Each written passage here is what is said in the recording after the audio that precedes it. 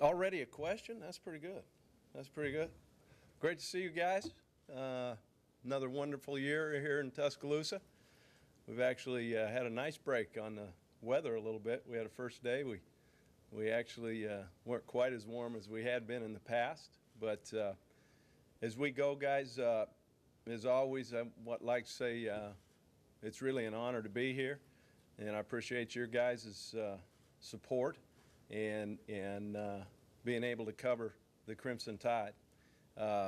Talking about where we're at offensively, obviously we have a few holes to fill, which is actually kind of an exciting thing. And we're really excited about the competition we have at a lot of positions, which only helps your team get better. And that's something that our coaching staff, Coach Saban as well, is very excited about how the guys are working to compete and how they're pushing each other to get better on a daily basis. You know, I guess probably one of the things by position that'll probably come up is, you know, about the quarterback situation. I think the good thing is we will play with a quarterback this year. All right, we can go ahead and put that, put that to rest. And you know, we're very excited about what we have happening at that position. You know, a lot of people will go through and have a quarterback situation where they're wondering who to play simply because they don't really have a capable player at that position. And I think we're fortunate here, and again, we're going to find out when the bullets fly, but we're very fortunate about having some quality players at the position. Philip Sims, A.J. McCarron, Blake Sims have done a fantastic job at the position and have learned and really done a good job of studying. Now, you know, as you watch and you see practice and you see some of the things in the spring, they actually wear these black jerseys, okay? And these black jerseys kind of make them like they have a force field in front of them. And they know that they're not going to get hit. So what we need to do is kind of go to that point where we find out, okay, the base fundamentals, the concepts, where to go with the ball, the checks to make, and those type of things from the mental standpoint have been very good so far. We need to make sure we're putting them in pressure situations to see how we handle that. And, you know, at this point, all three players have done a very good job of handling those situations. I think the good news is we have options at the position.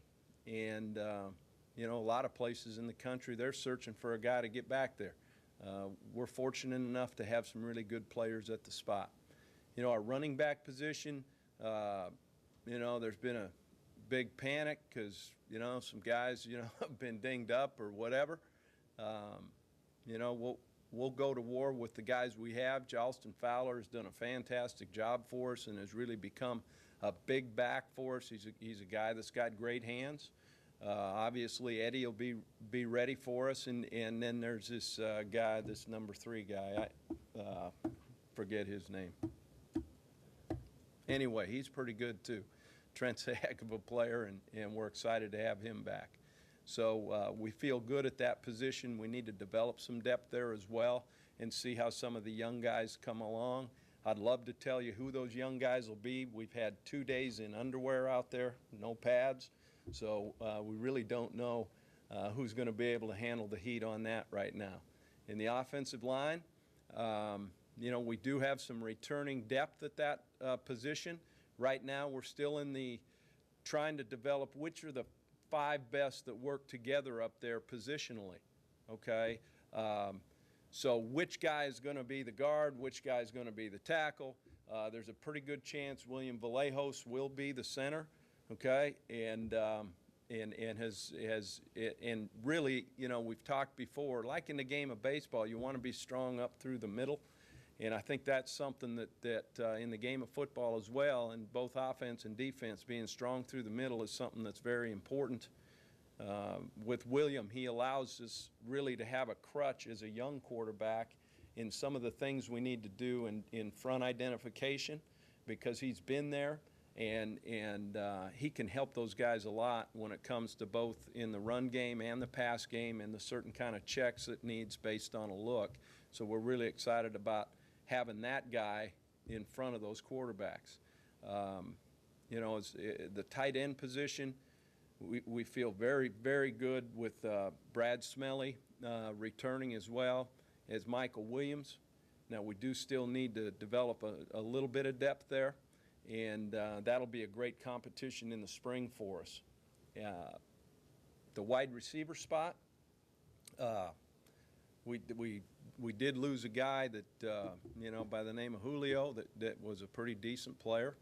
And, you know, I don't think you ever replace, you know, Julio Jones, you know, for all the things that he can do. However, what you need to do is by committee and make sure that the guys step up and fill the void that needs to be there. We do have some experience in Mays and Hanks. I think DeAndrew White has had a really good spring and done some good things this fall already and had a great summer. And then the development at some of the other spots, you know, we've got to see where that goes. We need to make sure Brandon Gibson is a guy that can kind of fit in a lot of different spots for us. He's a veteran, done a great job here, is a real leader, and he's a guy that can kind of be a multiple position player, and as well as some of the other guys that you guys know about at that spot. But I know this, we're very excited as an offensive staff. We're very excited about the guys that we have on our team. We're excited about the way that they have approached last fourth quarter, last spring ball, what they did over the summer.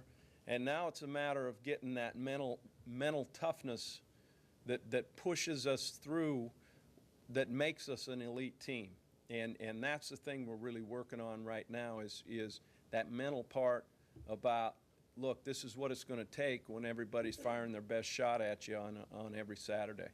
So with that, we'll fire away with a few questions.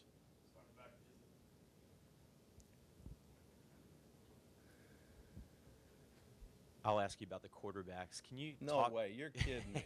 I mean, the first question and his quarterbacks, that blows me away. I got to take my shot when I can get it. Go ahead. What makes them different in their own way? What's different about AJ versus Phillip? Well, you know, I mean, right now what they have done in a different standpoint, you know, each guy has let's start with this. Each guy has a gift, and the gift is they have strong arms and quick releases. And both of those things add up to now, you know, being able to go ahead and maybe use more of the field in some of the passing game parts. You know, AJ has been here, you know, a semester more, you know, longer. But really the development as far as that part goes, you know, from a mental standpoint, I've been really happy with how both of them have grasped the things that we ask them to do. And I wouldn't say, you know, one has one thing more than another. I would say this, they both fit really well in the system that we're putting in and to use their abilities. And I think one of the things you do offensively is you find the parts you have and don't, you know, exploit the weakness. Let's make sure we expand on the positives and the strengths. And that goes as well with Blake. Yeah, and that was my follow-up. Can you talk a little bit about Blake Sims? Coach obviously said that he's playing both positions at times. Mm-hmm. Where do you like him, and how does he fit in at those spots? Well, he has some you know, abilities with his feet, but he also throws it really well. And we've been really happy with how he has accepted, you know, both roles and is really looking to help this football team, and that's the great thing about Blake. I won't ask you about quarterbacks. All right, thank you. About the Darius Hanks situation with him sitting out a couple of games, I want to know how that might affect camp reps. Do you dial his camp reps down a little bit so that you can give a few more to somebody who might have to play in his place, or does he just go through like he normally would? He goes through like he normally would, but the thing we need to do is we need to make sure we teach multiple spots to some other guys so we have the flexibility, you know, to play in that position. And you know, really that's an issue. The one thing, if the way we practice here, reps aren't an issue. Okay, there's a lot of guys getting a lot of reps, by the way we practice. So it's more a matter of making sure a guy can play multiple positions, whether it's Z, X, and H, you know, and be effective in there. Coach, in your, I guess, going on a fifth year in the SEC now. Fourth, right? Fourth. Yeah. Don't make it longer than it is. I mean, this is seeing these defenses all the time, man. That's what I was going to ask. What do you see about SEC defenses? How do you attack them? Have they changed at all in your 4 years? Well, I mean, the one thing you see in this league, difference-wise, is the size on the defensive fronts, and the quickness and speed up front, and you know, the skill positions at the safeties, the size of the linebackers. That the speed and the size is what really differentiates, I think, you know, this league from a lot of places. And I'm not saying that other places don't have it, but on a day in and day out basis, you're seeing that with a lot of teams. And you really have to focus in a game plan situation where there are some elite players that you have to actually game plan around, much like you do in the NFL, based on, you know, you don't want to expose your weakness on something, you know, that they have that's great. And so that really makes it unique as far as the game plan part. A lot of personnel things where it's not so much, you know, how good they are, but let's make sure that we don't, you know, expose ourselves. Coach, you mentioned Michael Williams. Can you talk a little bit more about what makes him special? Doesn't get a lot of publicity, obviously. And also, do you expect the tight end position to be more part of the passing game with a young quarterback, closer target, bigger target, that kind of thing? Sure. You know, I think Michael's done a really good job as far as developing physically and understanding, and the communication part between him and the tackle in the run game, and then as well as in the pass game, giving you that big body downfield that can go work on certain people. And the thing that Mike has done a fantastic job of is learning the game and the nuances of the position, which now really help him both in the pass game and the run game. And you know, as far as featuring a guy, you know, we're not a big feature team.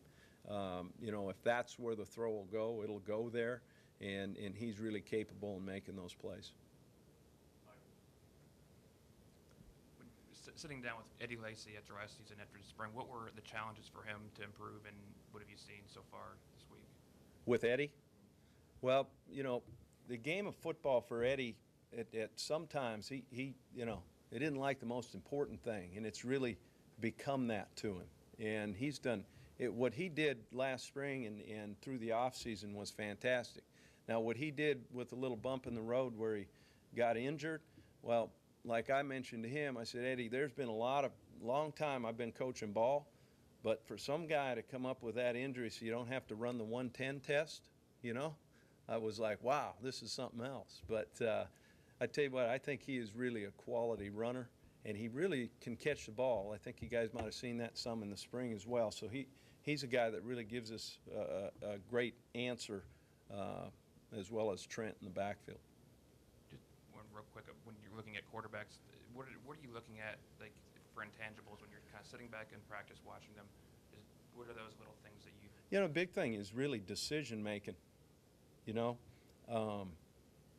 at the end of the day, you want to end every series with a kick.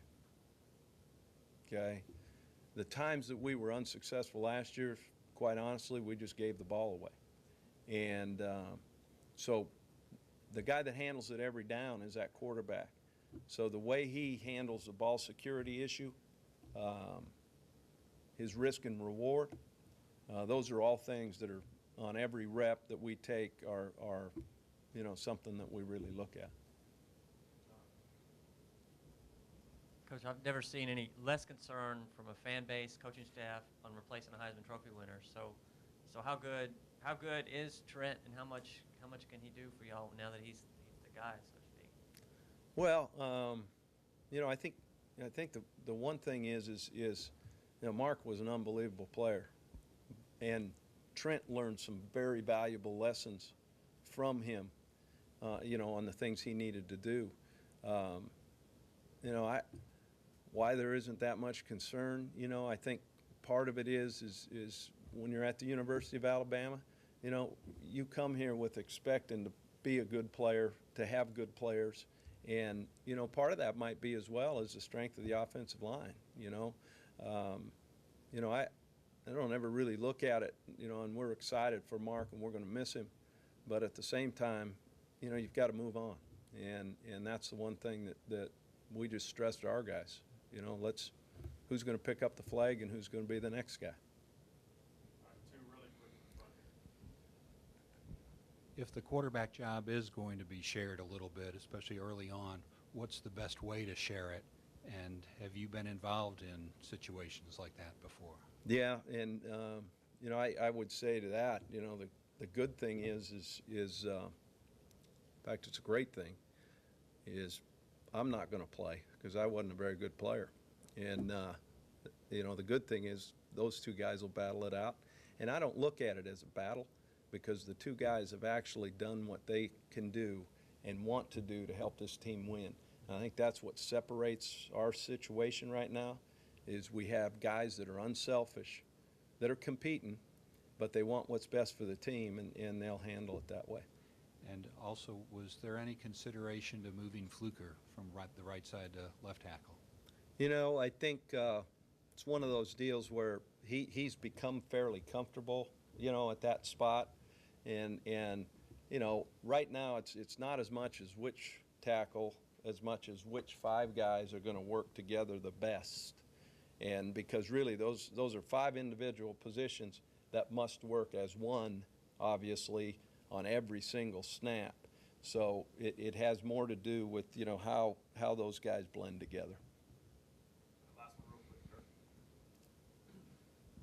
Coach, I think most teams now start the game offensively with a script. What is the advantage of doing that, and are there ever any times you have to deviate, or it's sort of a disadvantage? Oh, sure. You know, I think, you know, everybody has a little bit different. I think one of the things is trying to find out in that first, you know, your first script, your opening script, what their ideas are to handle some motion shifts, what their ideas are to handle, you know, some formations. In our case, you know, it was like, how are they going to, you know, put an extra coverage on Julio or whatever it is week to week. So we try to put those things in more so to find out what their thoughts are going to be for the week.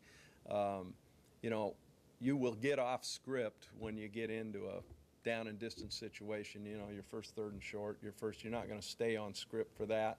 But what you like to do is try to get back on script. And I think the other thing it does is it allows your players to play fast. They know what's coming.